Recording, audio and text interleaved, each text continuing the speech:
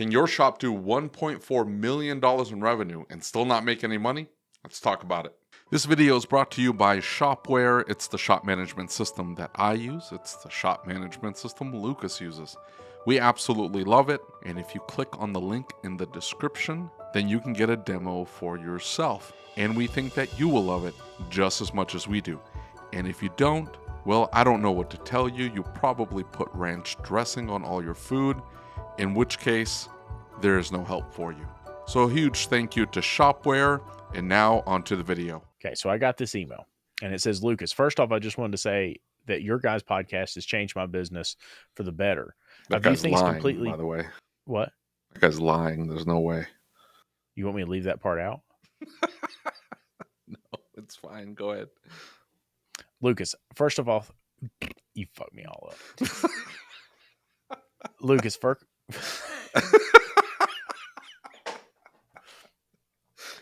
Lucas, first off, I just want to say that your guys' podcast has changed my business for the better. I view things completely differently now than I did in the first few years. But with that being said, I have to put my stubbornness aside and reach out to someone because I work too hard to hardly be able to pay my bills. From the podcast, if I have my info straight, it sounds like you used to do some diesel performance work. Our shop is likely 50% general repair and 50% performance work. My cash flow is trash. I max out my $30,000 credit card once or twice a week. All my income goes back on my credit card to keep rolling, and by the time the month comes around, I don't have enough in the bank to cover my taxes or pay my suppliers. Last year, we did $1.4 million in sales. I'm the least paid person in the building, and often my wages get stuck back into the business to cover the bills. It's time to reach out and solve this before it's too late. Don't feel pressured to respond on a Friday night. Just wanted to reach out while I have some downtime. What do you think? 1.4 million in sales shows you that you can generate a lot of revenue, but still not make any money. Yeah. So it's not a revenue thing. It's never a revenue thing, right? Right. Everybody thinks I just need to fix more cars. Yeah. I agree. Sometimes I agree. that's I was the there. case. Sometimes that's the case. The shop's doing $200,000 a year. They need to generate more revenue. Yeah, I agree. But, you know, when unless we it's a look one-man shop. That's pretty good. One-man shop, 200,000. Well, not.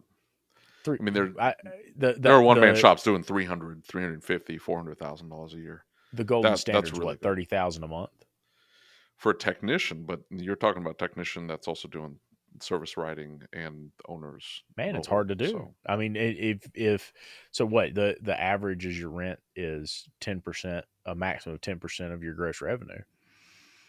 Yeah, 10% seems high, but yeah, but I mean, you know what I'm saying. Even at 10%, mm-hmm. You know, most places are more expensive than that. Yeah, but you know, when we did performance work, what we found is all the consumers already knew how much the part was. They had an idea of what they thought it should cost to be put on. And I constantly folded under that pressure, right? Like as I was on the front counter, I was always worried to death saying, man, I want to make these people happy. They're my clients. I got to get the sale.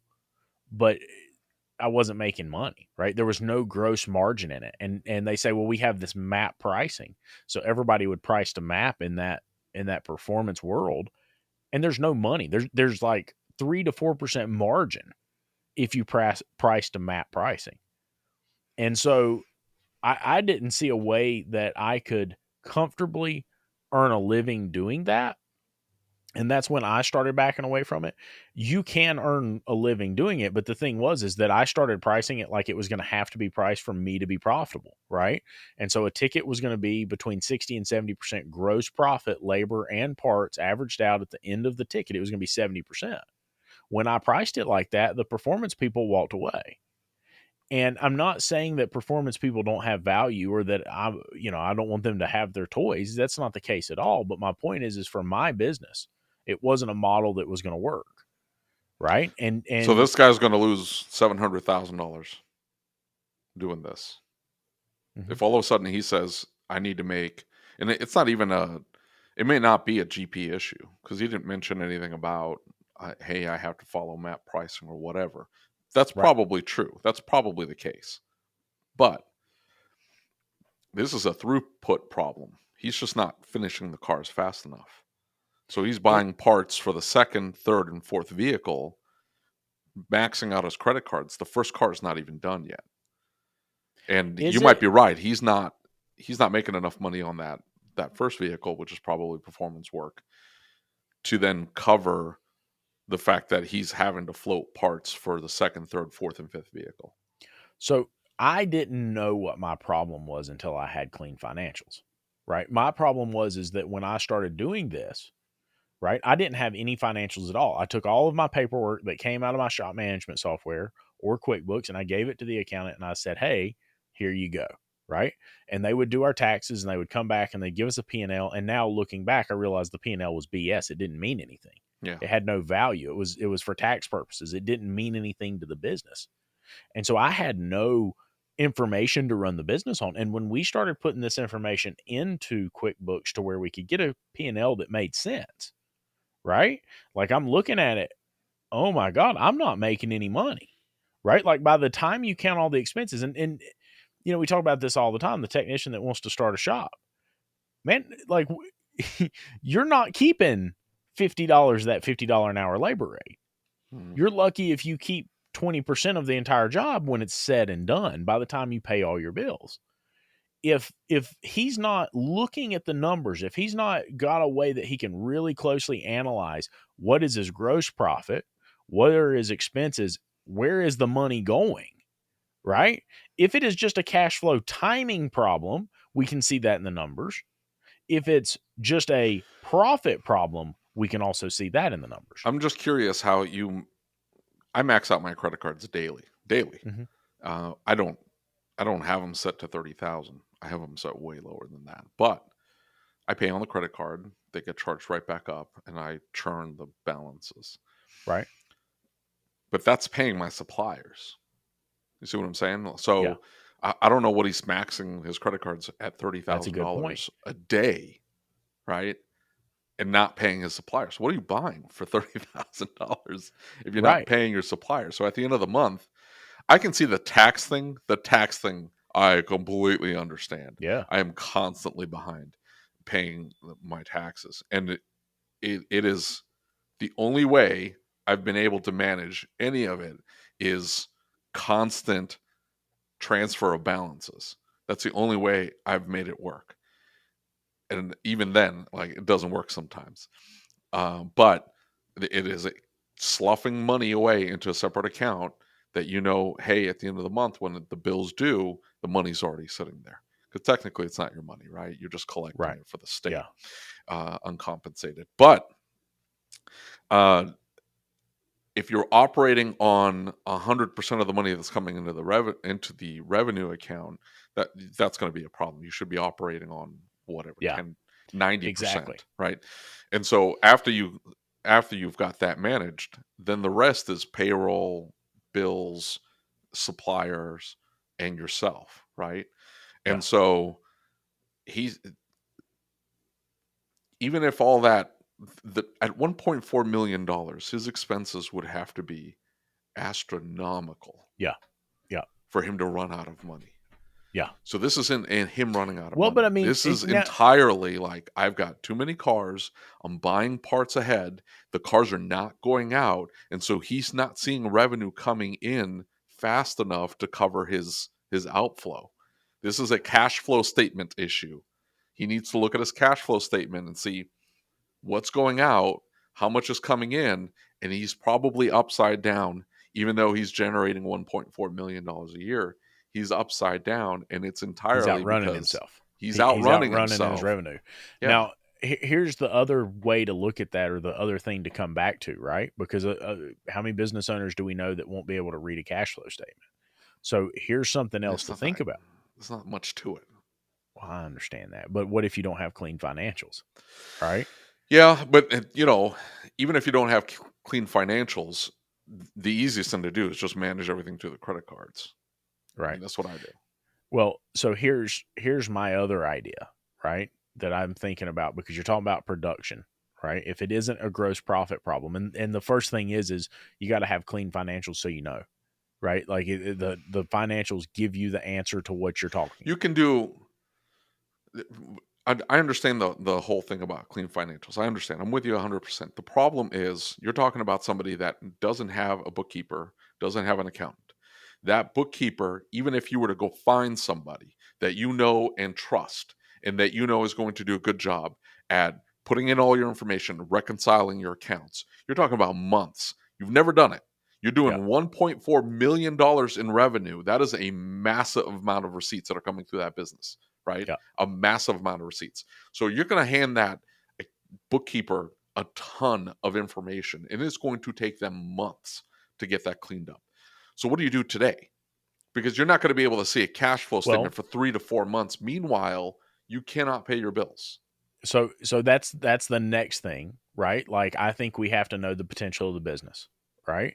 So when I talk about what my potential in the business is, I say that the industry standard, if you will, is an A tech can build 10 to 12 hours a day if they're doing actually line work, not diag, right?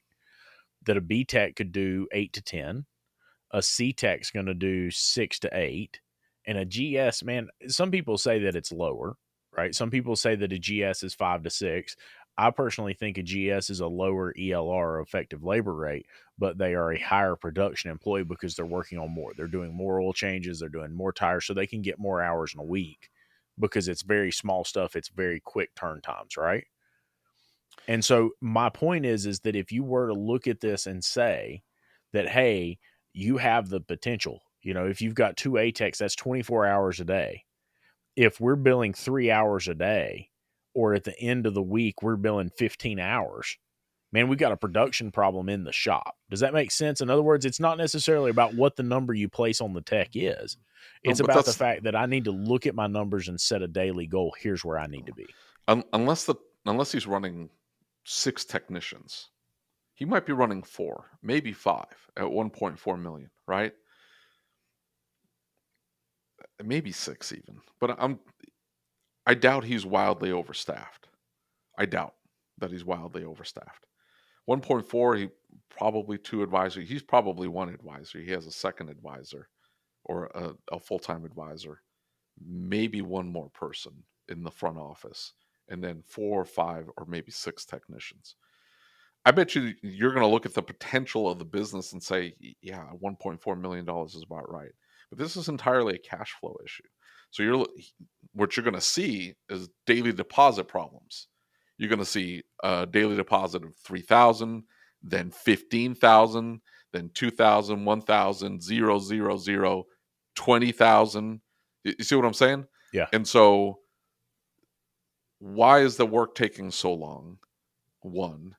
And two, are you billing properly for the amount of time that's actually going into the work? Well, So if you're billing out 15 hours, but it's taking you there you go. 45, Right.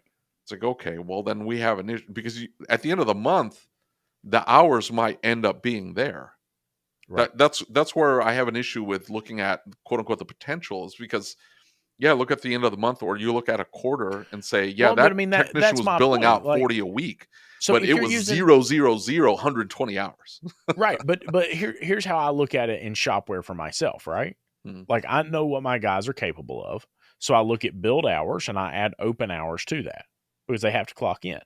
If you're clocked in on jobs, I know that hey, if I'm not over and I'm watching my tickets, right? I'm making sure I'm not going over on my tickets. If you're not over on your ticket and at the end of the day you've got 12 hours, I know you had a good day, right? If you've got 2 hours, I've got a problem. It means you either forgot to clock in, you weren't here, something happened. If you bill out, if you close a job at the end of the day, you spent 6 hours on that job, it closes. Your hours are going to be low because now the build hours are 2 instead of the 6 that you showed open. Make sense? So I'm Yeah. able to look at it and say in Shop-Ware, beyond a shadow of a doubt, how efficient are we? How are we utilizing this employee in the shop? So it gives me the opportunity to see that. And listen, you're right. It doesn't always come back to the technician not being efficient or productive. A lot of times it's up front, right? We're not billing properly. We're not getting the right time on the ticket. You're absolutely right about that. Now, I'll tell you something else. Go ahead. Go ahead. No, no, no. You're right. Uh, I'm just thinking about what we do, and that seems like a lot of work. It takes I'm all of looking 5 at seconds. the yeah. Once you have it set up and you're used to looking at it that way, right? I don't even get to that point because I've got four technicians. They're all in the middle of what this, that, and the other. So I technically don't care what they did today on an individual basis. Technician A. Now you have fewer technicians, right? And Mhm. so but you're doing more revenue than I do. So yeah, it is a more finely tuned machine, right? For you. At our shop, I don't necessarily care whether technician A screwed up Monday but made it up on Tuesday and then maybe screwed up Wednesday, made it up on Thursday, or by Friday their hours are in. By the end of the week, they have their hours in. I'm okay with that. It's that I can't have all four doing that all at the same time. So for me, it's a daily deposit number. I need to see daily deposit numbers of X amount of dollars every single day with some consistency. Now, if I have a down day, I need to see it made up by the next day. If I go 2 days, and that's what we were talking about this morning, if I go 2 days where I've got down deposits, all of a sudden that money, because I'm paying as I go, Right. because I don't want to end up owing my vendors $60,000 at the end of the month because I didn't manage my cash flow. If 2 days down revenue, all of a sudden we're ordering parts for the third and fourth day and I'm running out of cash. Well, that's because we didn't finish enough work on Monday and finish enough work on Tuesday to have that money coming in. Now, so how do you mitigate that? How do you mitigate that if you're doing, 30-hour diesel jobs? Mhm. How do you manage that?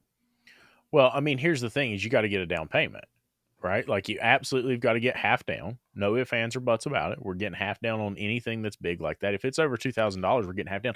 And dude, just the other day, this is probably a great other video, but just the other day, I talked to somebody who said that they had someone call, book an appointment, the vehicle comes in, they get all of their information, they call and present the estimate. The guy says, "Can you text me the estimate over?" Somebody approves all of the work on the estimate, right? Approves everything. 3,000, almost $4,000. They call the client and say, "Hey, your car's ready." And he's, "Well, I've not been in contact with you. What do you mean my car's ready?" Or he calls them and says, "Hey, I've not talked to you. What's going on with my car?" And they say, "Well, it's done." They said, "We left you a message," or something to that effect. Yeah. And it turns out that the number was transposed. They called a random person. The random person was enough of a jerk to, instead of saying you called the wrong number, Oh, to wow. approve all the work. The Wow. shop ended up having to eat part of the work. Now, what do you think that man would have still been saying? Yeah, go ahead, if they were asking for a credit card number, like, "Hey, I've got to take a deposit. I'm going to send you a pay by text. As soon as Yeah. I receive payment, we'll be ready to move forward." It protects you in so many ways, Yeah. right? So I think that down payment is the number one thing. I think that we get in this idea. The other issue that I see in the performance world is that everybody has this idea of how fast it can be. And I'll use a really crude example. Like, if you talk about the TV shows you used to watch, like Trucks on TV or whatever, Hot Yeah. Rod Garage, Mhm. they show in 45 minutes this big project that they did that turned out to have this super cool car. And the consumer has a different idea of how long this is going to take. And so what happens is we get this idea that we got to bill less because they come in with an expectation it shouldn't take just a few minutes. And we let the consumer begin to dictate how we do business. We're not setting the processes, policies, and procedures. We're not setting the standard and leading the client by setting the proper expectation. Mhm. The other thing I see performance businesses doing, and this is a really big problem, we talk about a 1-to-1 ratio in parts for a general repair shop. These guys are selling transmissions that are 18, 19, $20,000, and they're putting 10% margin on it, 15% margin on it at the most. And now they're coming back in this situation where they charge 5 hours to put it in. And they're like, I can't get enough money. I did 1.4 million in sales. I don't have any money, right? Because there was no profit in the money you had, Mhm. right? And so we're skewed very, very heavily on the performance side to parts, because the parts are more expensive than what we're paying for typical repair parts. We're not putting any markup in them because they're listed everywhere for what you can buy them for. Right. And so I think painting a different image of what we provide As a performance provider, hey, listen, I'm going to put a warranty on it. Well, performance work doesn't have a warranty. Great, set yourself aside from the rest. Right? I'm going to test drive it for 2 days. I'm going to make sure it's right. It's going to be a really good repair. We're very, very precise about what we do, et cetera, et cetera. Build value in what you do. Don't be like everybody else. And I think that's the only way. I think that make sure your parts to labor ratio is right. If it's not right, look, go to general repair. I hate to say that, but I mean, if you're over here in a position like that, come on now. That's something to talk about then. There's probably, he's saying it's 50-50, but it's probably not. Right. In other words, he's not, and maybe it needs to be 30-70. Yeah. It needs to be a higher percentage of general repair. Maybe the same vehicle. Yeah. But the vehicle, it's faster, more efficient work, right? Yeah. Suspension, brakes, this, that, and the other, versus doing the more delicate diesel performance stuff that's taking forever. My question would be, how many people came through the shop that got a turbocharger put on a diesel truck, that got bigger injectors put in a diesel truck, and we didn't check their brakes? We didn't make sure the rest of the truck would stand up to it. We didn't sell the clutch at the same time. We didn't do the things like an exhaust to make sure our EGTs don't get too high. Right? We're not really doing what's best for the client. We're not following the 300% rule. We're just giving them what they want. Yeah. But it's not what they need. It's a disservice to the client. Is that common in the diesel performance world? Yeah. They come in, they say, I want a turbocharger and injectors, and I want all this stuff. And then you take the base truck and you start talking about the condition the truck's in. Listen, we got front wheel bearings that are shot. We got ball joints that are shot. They're not doing that portion. Right. I'm much more worried about you stopping and the front wheels not coming off your truck than I am you going fast. Yeah. Right. I understand you want to make more power, but I'm not interested in doing $10,000 worth of work to your truck until it's worth putting $10,000 into. Yeah. We have safety issues that have to be dealt with first. That's more important. It's like somebody comes in and tells you, hey, listen, I want my AC fixed, and you find out it's got busted brake lines. Nah, man.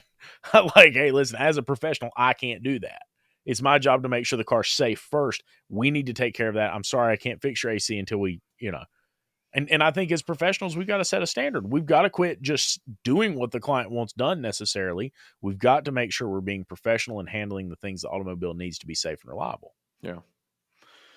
And most of the time you can fix the cash flow issue if the numbers are all right, because that's where you started. Not necessarily having everything outlined perfectly like a bookkeeper would, but at the very least, your profit margin is correct. You've got a decent parts to labor ratio. And like you're saying, you're selling turbocharger and injectors, but you're also selling ball joints, brakes, brand service, A, B, C, D, E, and F. Maintenance items and repairs that the truck needed anyway, on top of the performance. So that evens out the ticket. Now you've got a good gross profit margin on that ticket, and the work can move a little bit faster. It'll generate more money.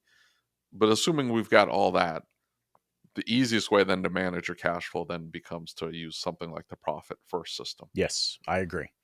Now you start putting everything into an account, becomes your OPEX account, or your revenue account, I should say, and then you start moving money into an operating expense account, payroll account, tax account, parts account, and then you start paying everything from there.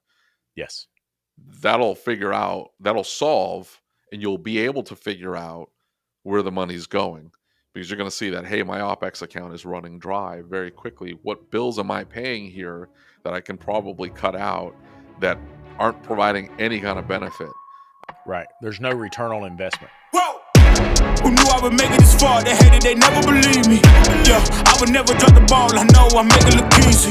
Yeah, Mayweather with the defense. I don't care what a critic got to say. I got them picking up the pieces. That to me, you really playing with your life. I'm about to come and run it all back. I'm the new era, about to snap back. You ain't fitting for it 'cause you